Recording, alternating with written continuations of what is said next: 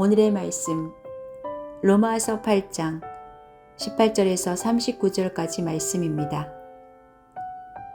현재 우리가 겪는 고난은 장차 우리에게 나타날 영광에 견주면 아무것도 아니라고 나는 생각합니다. 피조물은 하나님의 자녀들이 나타나기를 간절히 기다리고 있습니다. 피조물이 허무에 굴복했지만 그것은 자의로 그렇게 한 것이 아니라 굴복하게 하신 그분이 그렇게 하신 것입니다. 그러나 소망은 남아 있습니다. 그것은 곧 피조물도 썩어짐의 종살이에서 해방되어서 하나님의 자녀가 누릴 영광된 자유를 얻으라는 것입니다. 모든 피조물들이 이제까지 함께 신음하며 함께 해산의 고통을 겪고 있다는 것을 우리는 압니다. 뿐만 아니라 첫 열매로서 성령을 받은 우리도 자녀로 삼아주실 것을, 곧 우리 몸을 속량하여 주실 것을 고대하면서 속으로 신음하고 있습니다. 우리는 이 소망으로 구원을 얻습니다. 눈에 보이는 소망은 소망이 아닙니다.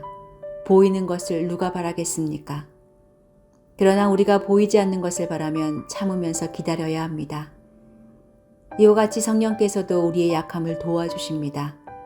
우리는 어떻게 기도해야 할지도 알지 못하지만 성령께서 친히 이루다 말할 수 없는 탄식으로 우리를 대신하여 간구하여 주십니다. 사람의 마음을 꿰뚫어 보시는 하나님께서는 성령의 생각이 어떠한지를 아십니다. 성령께서 하나님의 뜻을 따라 성도를 대신하여 간구하기 때문입니다. 하나님을 사랑하는 사람들, 곧 하나님의 뜻대로 부르심을 받은 사람들에게는 모든 일이 서로 협력해서 선을 이룬다는 것을 우리는 압니다.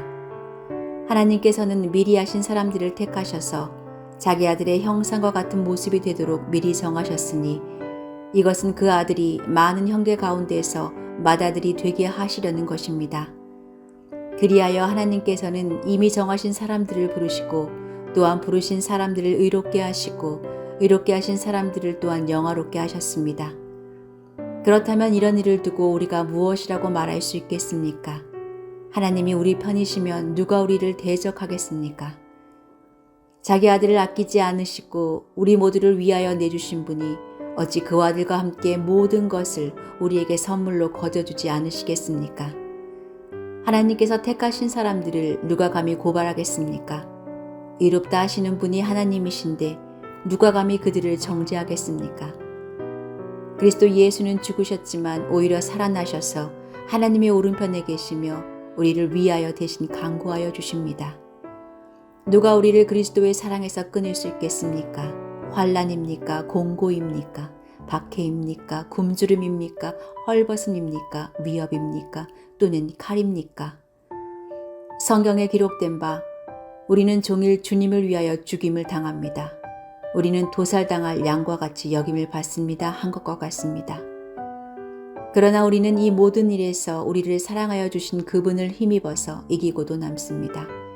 나는 확신합니다. 죽음도 삶도 천사들도 권세자들도 현재일도 장래일도 능력도 높음도 깊음도 그 밖에 어떤 피조물도 우리를 우리 주 예수 그리스도 안에 있는 하나님의 사랑에서 끊을 수 없습니다.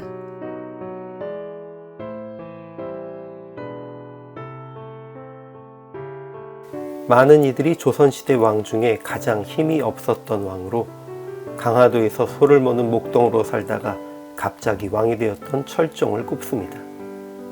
그는 하루아침에 왕이라는 신분으로 바뀌면서 모든 행동거지에 대해서도 새로운 기준을 제시받게 되었고 동시에 겉으로만 왕으로 대접받을 뿐 실제로는 세도가들에게 휘둘리면서 말할 수 없는 어려움을 겪어야 했습니다.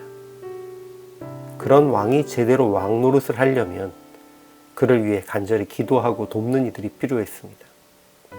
그러나 그런 이들이 주변에 없었기에 그의 재위 기간은 처음부터 끝까지 고난의 시간이었을 뿐입니다. 바울은 하나님의 자녀된 믿음의 사람들이 고난을 당하고 있음을 인정합니다. 하나님의 자녀가 되었으니 그 정도는 참아내야지 이렇게 말하지 않습니다. 그러나 현재의 고난이 아무리 힘겹다 하여도 장차 나타날 하나님의 영광과는 비교도 할 수 없는 것이라고 말하면서 성도들을 격려합니다. 바울은 그 영광이 단지 믿는 자들에게만 미치는 것이 아니라 모든 피조물들까지 썩어짐의 종노릇하는 것에서 해방되어 새로운 피조물이 되도록 하는 것이라고 말합니다. 그러므로 피조물들도 하나님의 아들들이 나타나 죄와 죽음이 주장하고 있는 이 세상을 변화시키기를 소망하고 있다라고 말합니다. 그러나 공중 권세를 잡고 있는 사탄은 우리가 구원받을 뿐만 아니라 모든 피조물까지 하나님의 영광과 자유에 이르게 할 수 없다는 강한 의지를 지니고 있습니다. 그렇기 때문에 어떻게 해서든 우리를 하나님의 사랑에서 끊어놓으려고 환난과 곤고, 박해, 기근, 적신, 위험, 칼과 사망과 세상 권세자 등을 통해 핍박하고 괴롭힙니다. 그렇지만 사단이 그렇게 방해한다고 해서 우리가 두려워할 필요는 없습니다.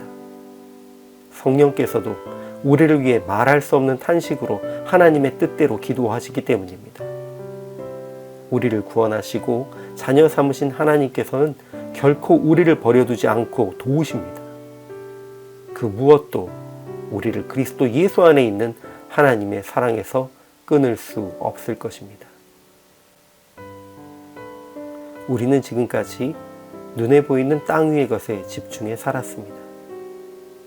그렇게 새로운 신분으로 거듭났을지라도 아직 분명히 보이지 않는 하나님의 약속을 소망하며 고난을 감당하며 사는 것은 막막함입니다.